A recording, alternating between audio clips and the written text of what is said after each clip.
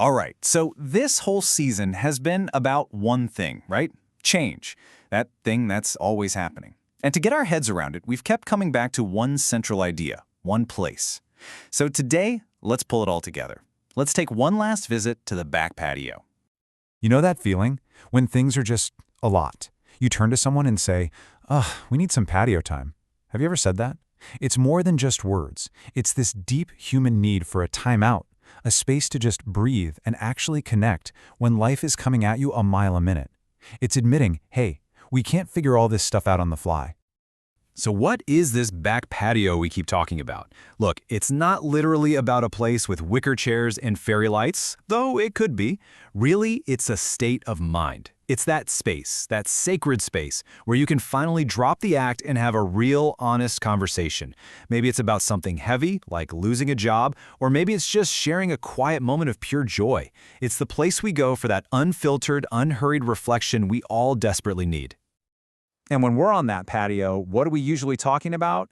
More often than not, it's about navigating the constant flow of change. So let's dive into that. Now, we've talked about two main flavors of change, right? There's the change you lead. You decide to get a new job, start a new workout, whatever. But this season, we've really zeroed in on the other kind, the change that finds you, the kind that just shows up on your doorstep without an invitation and has the power to turn your world upside down. And a great way to think about this is the metaphor of a river. There's that old saying, you can't step into the same river twice. And it's so true. Life is always moving, the water is always flowing, you can't stop it, you can't control the current, and that is a perfect picture of the kind of change we're talking about. Which brings us to a really, really important idea. When that river of life pulls you into a current you didn't expect, it's not because you did something wrong. It isn't a personal failure. It's not a punishment. It's just motion. That's it. And if you can start to see change as this impersonal, natural force, well, that's the absolute first step to learning how to swim with the current instead of getting pulled under. Okay, so if change is just motion, why does it feel so incredibly hard sometimes? Well, that's where the inner work comes in. It's all about how we deal with it on the inside. Not all change is a tidal wave. Sometimes it's more like that classic story of the frog in the pot of water. The temperature just slowly creeps up, we adjust to a little bit of discomfort, then we tolerate something that's kind of draining. Before we know it, we've completely normalized the situation that's actually really unhealthy. And then, bam, we hit a breaking point and have no idea how we ended up there. I mean, listen to this. A friend of mine said this, and it stopped me in my tracks. I should have made the choice to leave before they made it for me. Wow. She had been putting up with a toxic job for so long, just adapting and adapting, that she didn't even see how bad it was until the decision was made for her. It's such a powerful gut punch of a reminder to really pay attention to those slow burns. And there's actually a name for this whole dynamic. It's a bit of a mouthful. It's called the Concerns-Based Adoption Model, or CBAM. It came out of the world of education, but trust me, it applies to everything. And what it basically says is that people don't change because you show them a PowerPoint or give them a new rulebook. We change based on our own personal feelings, our worries, our concerns. And that right there is the heart of it. Change isn't procedural. It's personal. You just can't force transformation on someone. You can't hand them a checklist for navigating grief or a manual for dealing with a life-altering diagnosis. The real work, the real shifts, they happen through connection, through conversations, through just being present with someone. It is always personal. Which leads to one of the most important jobs of the back patio. It's a place to hold up a mirror to ourselves. It's where we can finally get quiet enough to ask those really tough questions. About the habits we're on autopilot with, or the beliefs we picked up somewhere along the way. So I'll ask you, what script are you still following that just doesn't fit who you are anymore? Okay, let's zoom out for a second, because this whole change thing, it's not just an inside job, is it? It happens between us, in our families, our communities, our entire culture. And maybe the most profound changes of all are the ones you can't undo. We're talking about loss, grief. Those are the moments when it feels like the whole world just tilts, like the ground isn't solid anymore. Suddenly, every plan you had, every assumption you'd made about the future, it's just gone.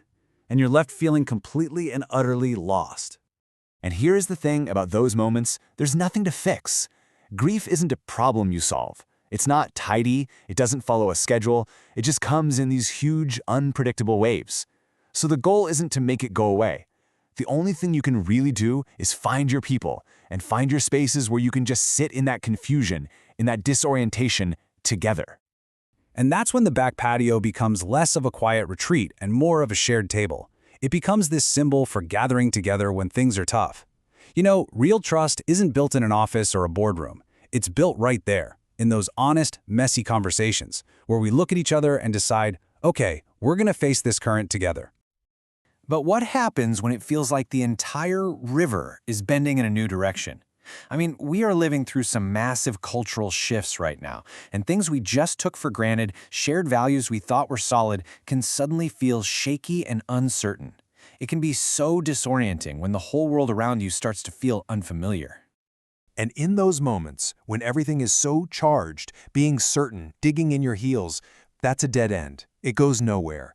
The only way through is curiosity.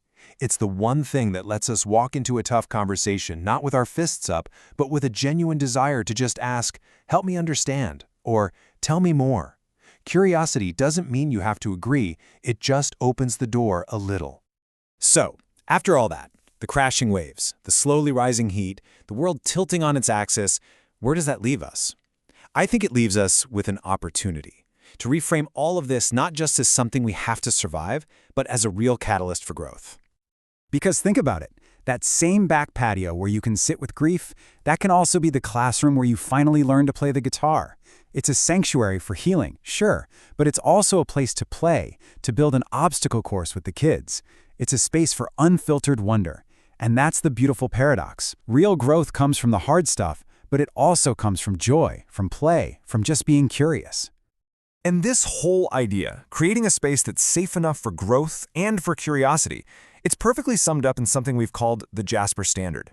It's a simple but profound guiding principle that every single person deserves to feel safe, to feel loved, and to never, ever lose their love of learning. That's what the back patio is all about, really. It's a space that lives up to that standard. It's where we can give ourselves permission to face all of life's changes with that amazing, wide-eyed, childlike curiosity. And so, after this whole journey, it all comes down to one final, really important question. We've spent this whole season talking about this space, so now it's over to you. Where is your back patio? Where's that space for you to process, to grieve, to connect, to play, and to grow? It doesn't have to be a physical place. It could be a walk, a journal, a weekly phone call. Whatever it is, find it, because the patio is always open.